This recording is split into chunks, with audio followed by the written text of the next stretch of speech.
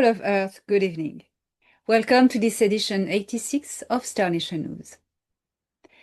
Tonight, we are going to see what is going on in the star system with an incredible new visitor. You will know everything about it, so it will be something quite interesting you're looking forward to. We will also see how the galaxy heals from the defeat of two very regressive empires. And finally, we will have some updates from Prince Ea about the status of peace in the galaxy. So fasten your seatbelts and engage.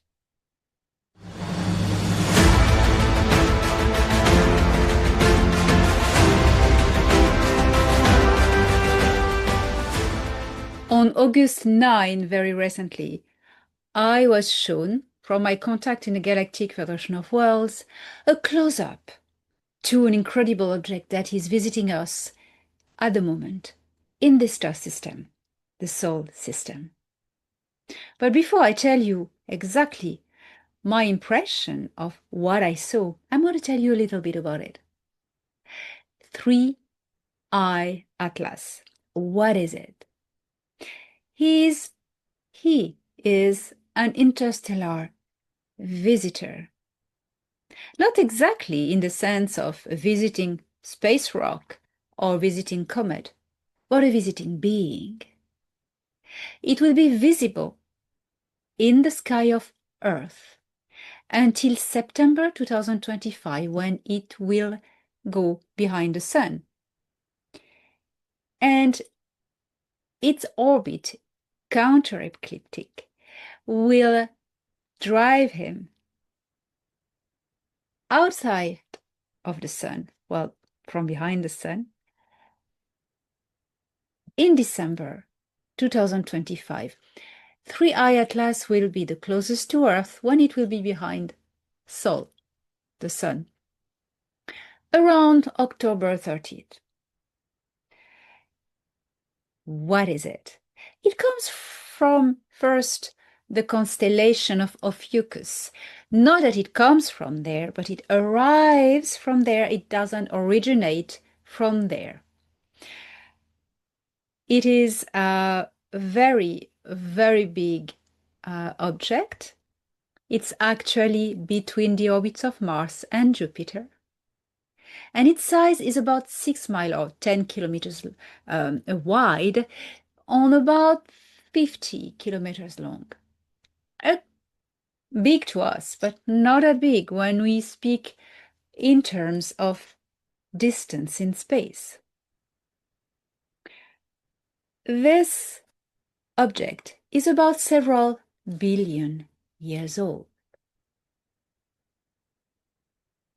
It's, as I said, its closest approach to Earth will be on October 30th, and when it will be at the perihelion of the Sun.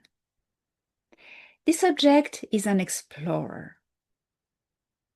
And before I tell you more about it, I'm going to show you a video I posted straight after Thorhan contacted me on August 9. I posted this video on TikTok, and not everyone could see it, so here is now my recording just after I received a transmission from Thorhan, who happened to be on a mission near this object, and he showed me through our connected vision by technology. No channeling, I don't do that, as you know.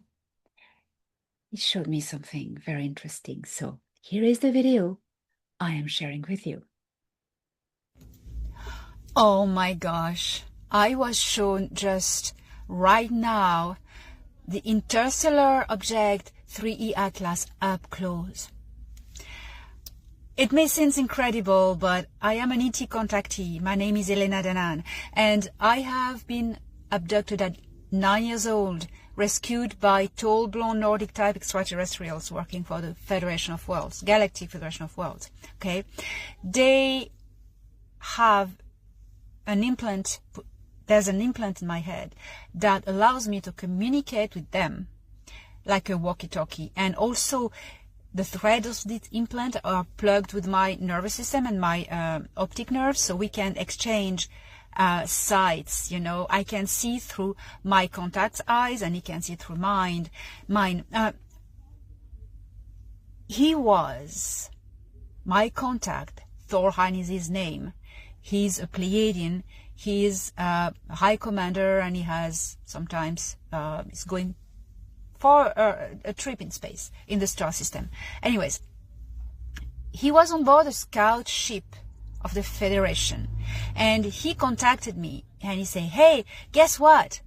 I'm gonna show you something." And I'm still. Wow, he was showing me, it was very dark space and kind of a rock, space rock, but it was seen from the front, so it looked round and with a sort of haze around it. And I said, "What are you showing me? Space rock? You are just bothering me for that?" And he said, "Oh no, look closer." And he drove the ship along it, turned around, and I could see the long shape, rocky shape. And I went, "Oh my gosh, is that the 3E Atlas that's in our star system at the moment?" He said, "Yes, I'm there. And I'm showing to you what it is like." Oh my gosh. And so there was a haze around it, but I said, "It's not a comet, it has no eyes. So how come there's a slight haze around it?"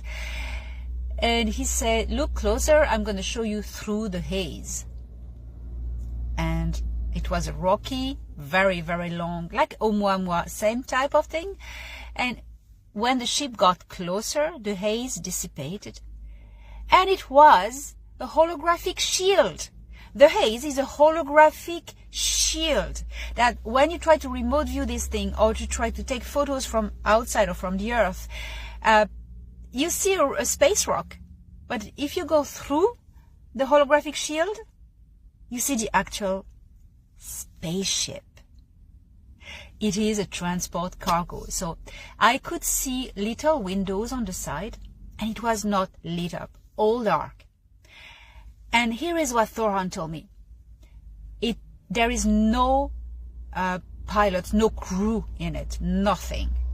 But this thing is one of these ancient ships who have a own consciousness, a plasmic consciousness in it. They are alive. They are living space beings. Okay? And they are more ancient. This one is more ancient than our star system. It comes from very far away, very ancient times. And it didn't want to be noticed, so it came from the center of the galaxy axis. Then we couldn't see it approach because it's very bright. And then it came here, and now it's exploring our star system. It's very curious. It is called an explorer, and it's going to go back after it turns around. And these beings, as I explained in my talks, you know, I'm an international speaker. I do conferences about exotechnology. And as I explain it, and also in my books, these beings, they recharge and they feed from stars, from gravitational fields, and especially gravitational fields from the stars. They're the biggest. And they're going to go, and where there is gravity, there is energy. Why? Because gravity are longitudinal waves, and it just goes through the ether that is composed of tiny particles, atoms, because space is not empty. And the gravitational waves are going to just excite the atoms and the particles of ether, and then it's going to create frill, or energy from the void, which is not really. And so that's why stars produce energy, because they emit these gravity waves. And these beings, they travel from star to star to feed. It's beautiful. The universe is beautiful. So I saw 3E Atlas. It is not a comet.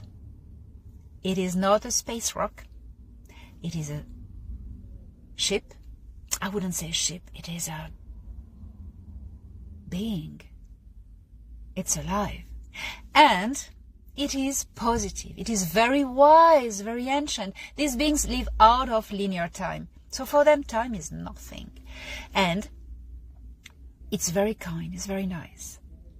So when it comes close to Earth, that would be super cool to tune in, to tune our consciousnesses to this beautiful being who is coming in the disguise of a space rock.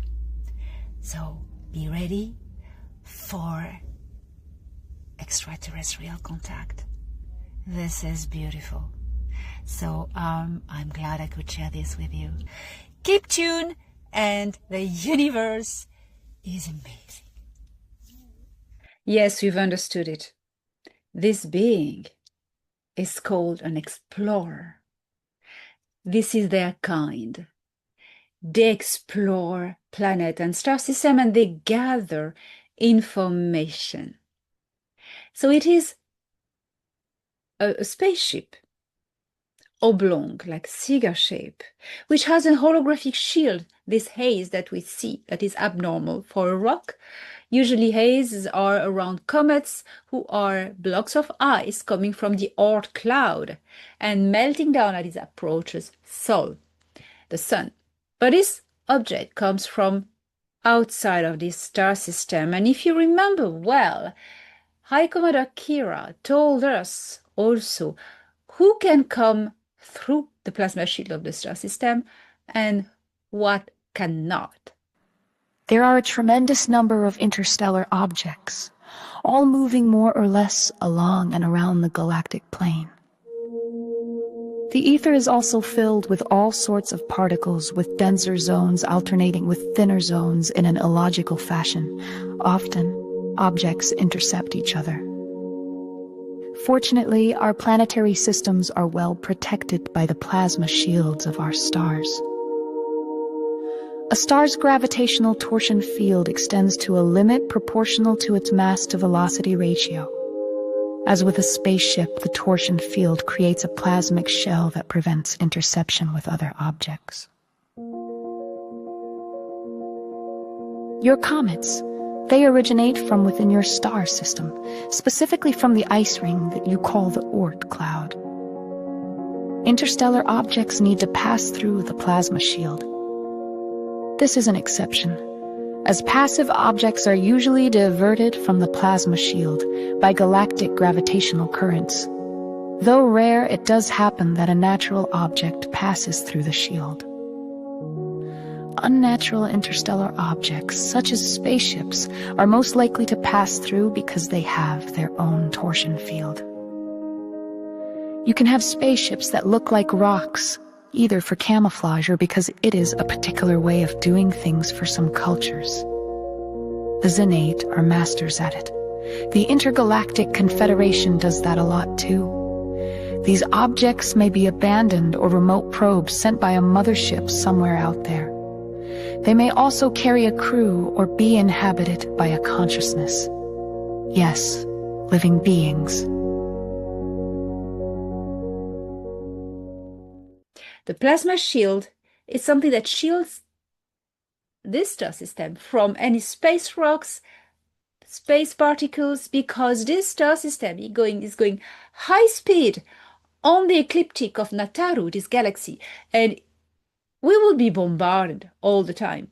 But we're not, because of the plasma shield, due to the torsion field of this star.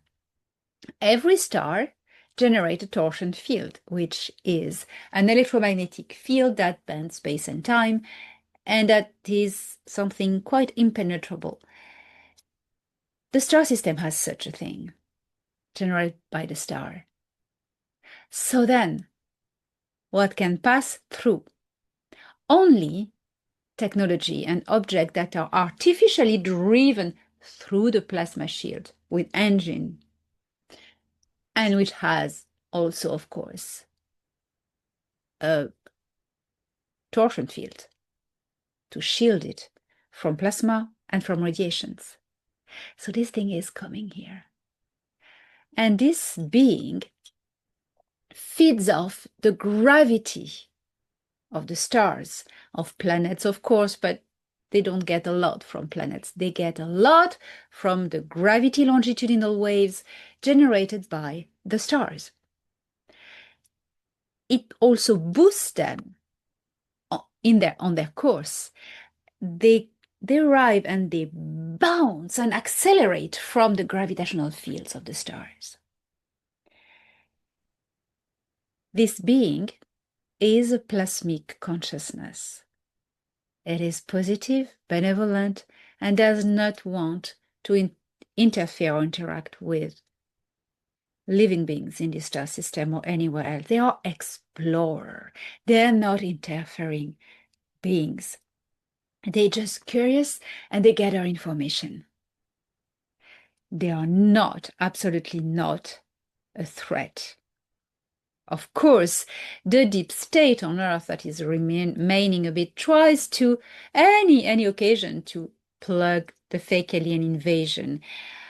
But, you know, people are not fooled anymore. This is quite now laughable. This is not a threat. This is not going to collide Earth. We need to get out of the medieval nonsense of fear porn. This being is part of a race that inhabits spaceships, can inhabit rocks, big structures, or asteroids sometimes, or moons. It is similar to the being that is in the core center of Earth moons, Luna. Remember, if you follow Nation News, you will remember the discovery of the pods and the access to the core central consciousness of Luna. And this being, Three-Eye Atlas, is similar to, if you remember, the famous now Bethlehem, which is a beautiful being, a plasmic consciousness that arrived on Earth a long time ago in a spaceship and was taken to Area 51. And David Adair, the inventor, check him out. He was at JSIC and I had the pleasure to meet him, connected when he worked in Area 51 with this being. And she kind of hooked him and went with him. A being of such a stature cannot incarnate into a human body because the human bodies are too small, too tiny, and cannot fathom this powerful consciousness. They can attach and they will follow the person as a plasmic, etheric cloud. And I have had the opportunity to meet and see Bethlehem as an indigo blue haze around David. And he said, oh, wow, you are seeing her. She's showing herself to you. I say, yes, I'm so privileged. I feel so privileged. So these beings are curious and they are not living on linear time. For them, time is a time field. So for beings like them, a billion years can be experienced like a year in their experience of time, or as a second, or as an eternity. Eternity is present in every fractal of second, because eternity is the time field, and it inhabits every parsec of second. Three-Eye Atlas is studying our star system, feeding off soul and bouncing to accelerate its course. It is going to show us, because it analyzes, it scans us, and it knows we're ready to understand about their existence. He's scanning. And he's going to interact a little bit. Not to interfere, but interact means showing He is not a simple space rock. So I hope you will have the opportunity to connect with Atlas and the name we gave him, 3i Atlas, because it is time we acknowledge the existence of life forms that are of a different nature. Diversity in this universe is incredible, unfathomable, because there is so much life. Everything is possible. Every life forms that defy your imagination are out there. They are not all benevolent. They are not all malevolent. And you can never trust the appearance. When diversity becomes so vast, it becomes oneness. It becomes creation. Talking about diversity,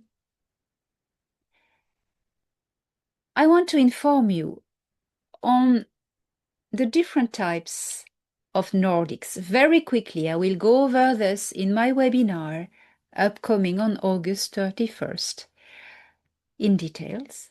But I want just to tell you that when you hear Nordic being aliens,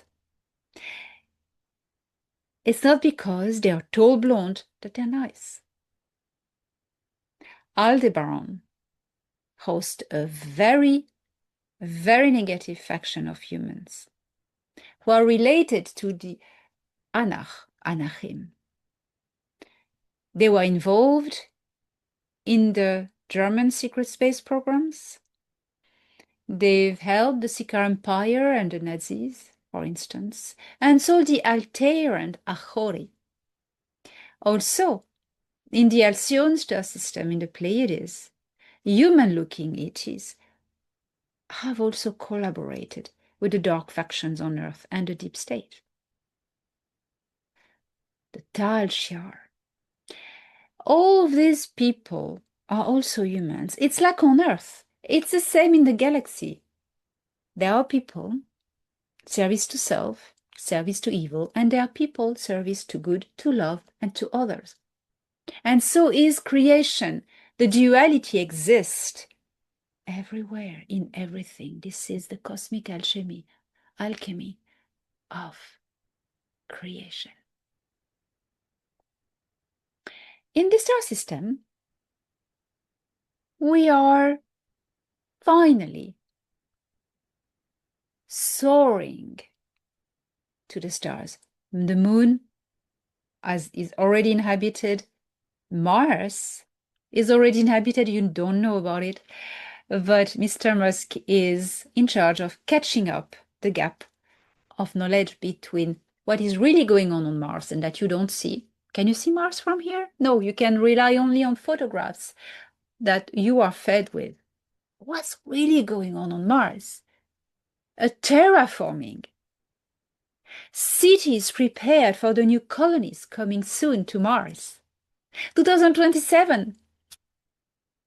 And the great Martian adventure. You will be able to be part of it. Every time I see children around me on this planet, I see the future. I see what they're going to do, who they are going to be, where they're going to go. And many are going to explore not only this star system, but the stars, the galaxy and beyond. This is an incredible time we're living in because we are the bridges for these new humans of the future.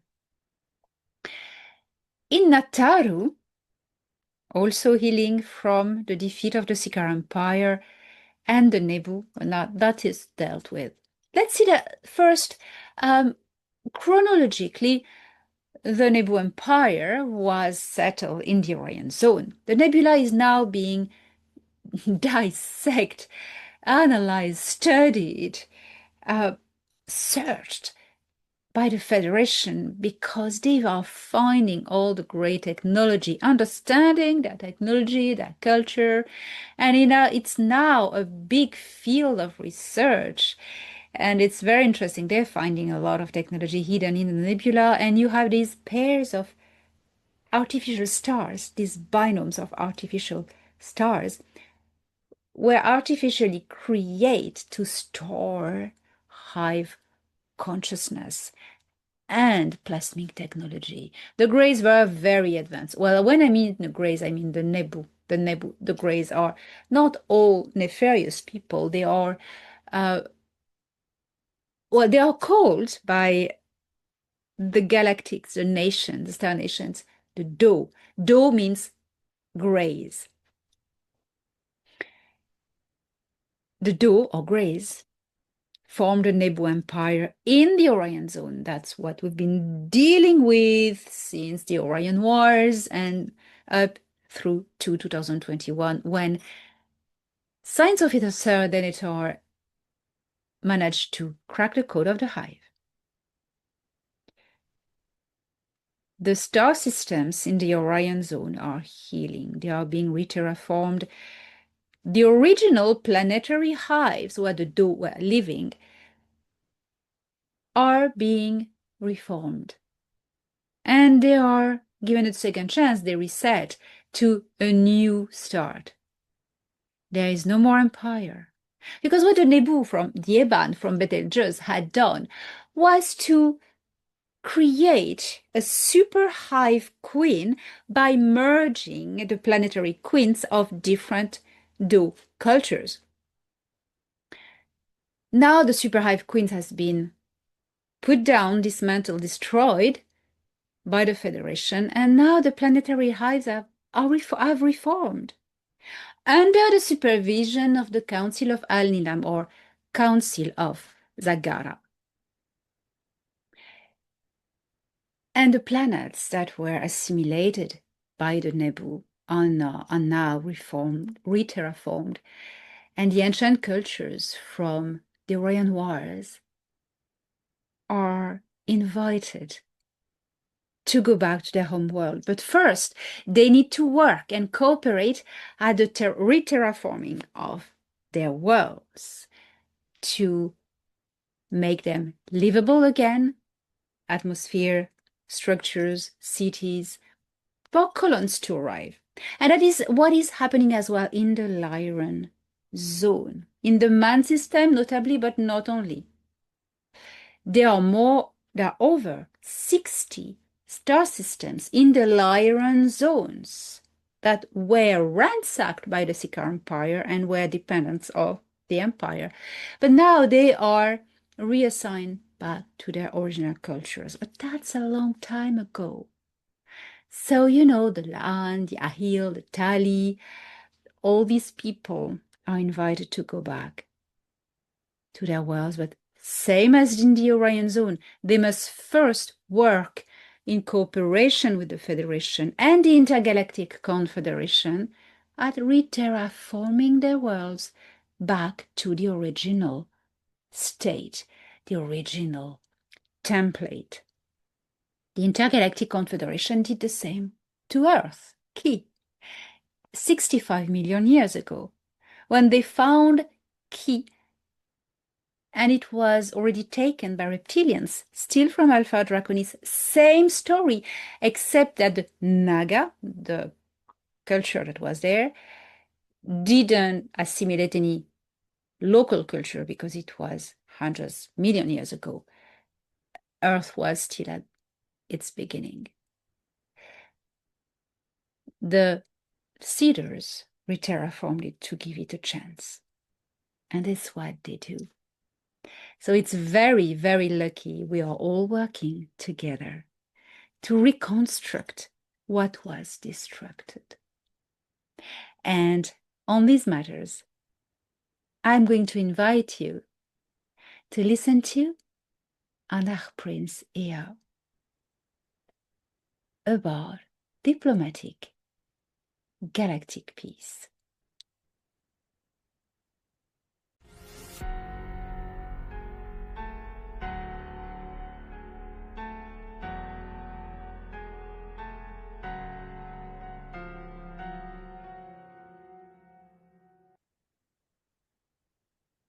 Prince Ea has embraced his role as peace ambassador in this galaxy.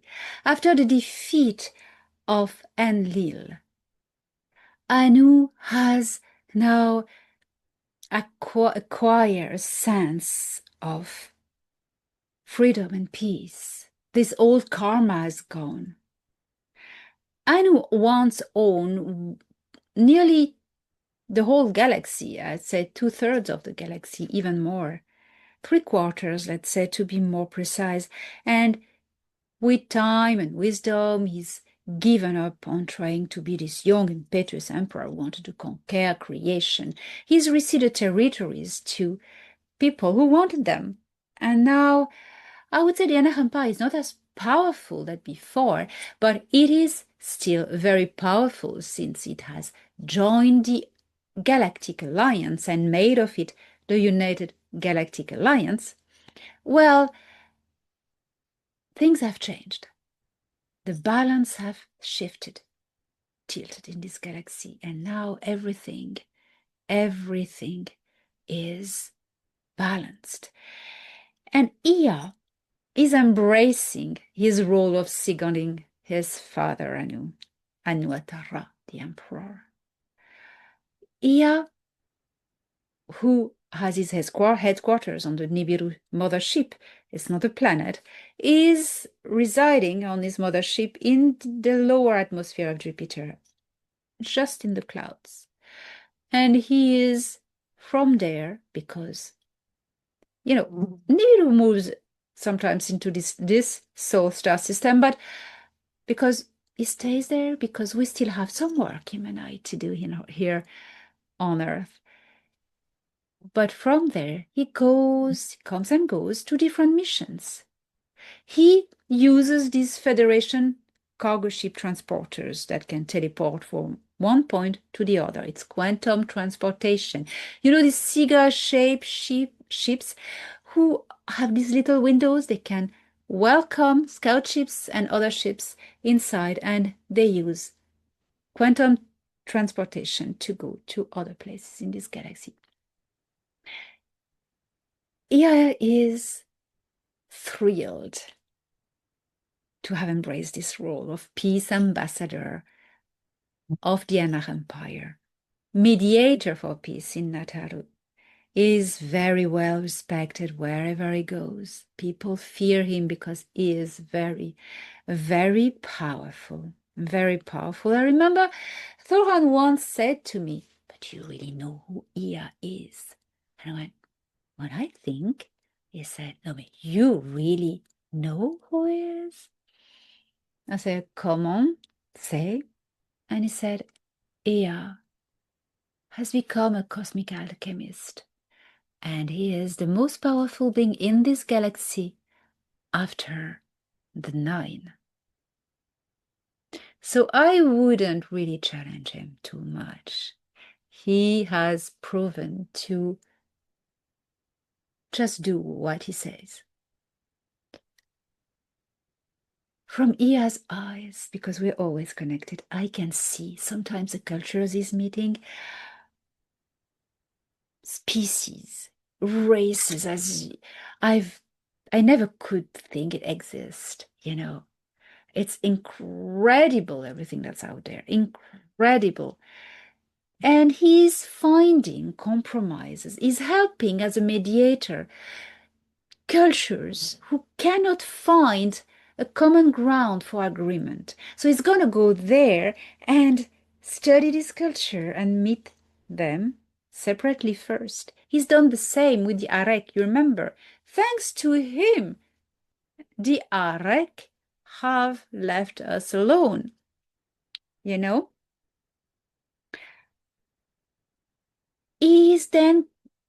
going to study what are the different things that bring these two cultures together.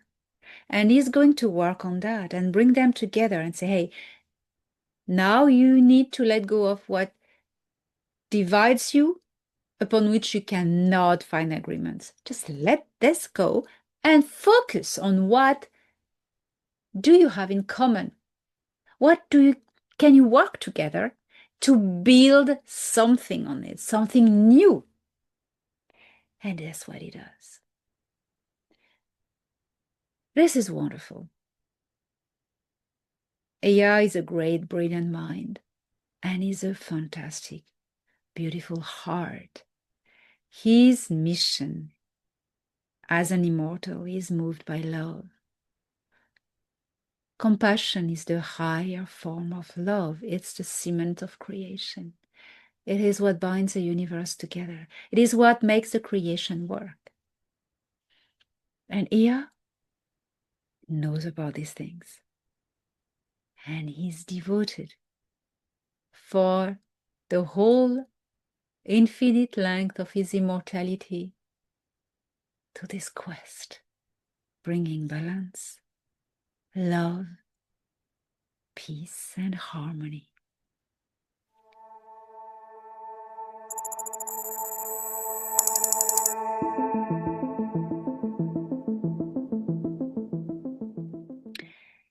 And this is what the future of Earth is about. Finding what connects us to one another and build something new on it. You know, when I see the children on this planet, I see through their soul who they are, where they come from, who they are going to be, where they are going to go and what they are going to do. And I see so many children flying through the stars, going on Mars, going on Jupiter, going beyond the star system, in Alpha Centauri and other places. And that's when I realize, and I want to share with you, how much we need to understand that we are the bridges for these new humans of tomorrow. We need to set them on course. And what sets them better on course? To encourage them to develop their potential, the gifts they brought here on Earth with them, and also to find what binds them together. That they become the architects. Now, this is when the architects are born. It is now. It is the beginning. It is the beginning now. So on these words, Ea and I would like to wish you a wonderful week ahead. And don't forget, on September 19 to 21st, I will be in Charlotte, North Carolina. And I will tell you everything about Genesis, about Ea and I, about creation, and about who I am, what name I have been bearing, and what I have done to help humanity. And I will guide you through understanding what really happened in the Genesis. Don't miss this appointment with the truth, the revelation, because this will reveal who you are. And another person who will be with me will be JP, a beautiful, beautiful soul that I know. I know him, I see him, and I know who he is. He is an ambassador for love. Same as he is an ambassador for peace, for love as well, but more for peace. It's his function. But JP is the ambassador for love. And what better proof is to meet someone's frequency than you know. Among other wonderful people, I invite you to not miss this opportunity, because you will see his face to face without mask. So be there, and be also there on Sunday 31st of August for this webinar, where I will give you much more information on everything I've been speaking about. All the questions I've been seeing passing on social media, I've noted them, plus your upvoted questions. So be there August 31st. That's going to be 3 hours Q&A. And I encourage you to find a little joy in every day, even if it's hard, even if you don't see much light. Sometimes there is something that you don't notice, but that can bring you a little joy that can tip over the frequency of that day, and in turn bring joy to others. I will see you next week for another Star Nation news, and may the love of creation be with you. What is love? What binds us, you and I. Love is the link holding eternity and infinity together in the oneness of consciousness. You have achieved immortality, which is eternity captured into physicality. Your envelope doesn't age, and you can modify its appearance at will, looking young and healthy, even though you're a million years old. Not exactly. I am not that old. I am only 500,000 of your years. In my time, it is much less. But who is to say? I don't live in gravitational time anymore. I am free. You are beautiful.